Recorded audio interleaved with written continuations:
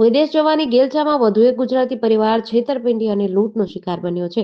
મહેસાણાના વિજાપુર તાલુકાના વસઈ ગામના બે યુવાનને ઓસ્ટ્રેલિયા મોકલવાના બહાને એજન્ટ નિલેશ બ્રહ્મભટ્ટે ₹64 લાખનો સોદો કર્યો હતો. જોકે એજન્ટે યુવાનોને દિલ્હી બોલાવી મહેસાણાના ગેસ્ટ હાઉસમાં પોતાના સાગરીતો મોકલી યુવકોના પરિવાર પાસેથી પિસ્તોલની અણીએ લાખોની લૂંટ ચલાવી હતી. આ સમગ્ર પૈસાની લેણદેણ સમીનો એક વિડીયો પણ સામે આવ્યો છે, જેમાં આરોપી ગેસ્ટ હાઉસના બેડ પર ₹500-500ના બંડલ ગણી રહ્યો છે. રાતના સમયે યુવકોના પરિવારને પિસ્તોલ બતાવી લૂંટ કરી હતી, જેના પણ સીસીટીવી સામે આવ્યા છે. વસઈ સ્વામિનારાયણ મંદિર પાસે રહેતા અને ખેડૂત બળવંતસિંહજી સતુજી ચાવડાને કોલેજ કરતા દીકરા સિદ્ધાર્થને વિદેશ મોકલવાની ઈચ્છા હતી. તેમના ગામના મુકેશ મોતીભાઈ વણજારાનો દીકરો 1.5 વર્ષ અગાઉ ઓસ્ટ્રેલિયા જવા નીકળ્યો હતો, ત્યારે બળવંતસિંહને નિલેશ બ્રહ્મભટ્ટ નામના વ્યક્તિ સાથે પરિચય થયો હતો.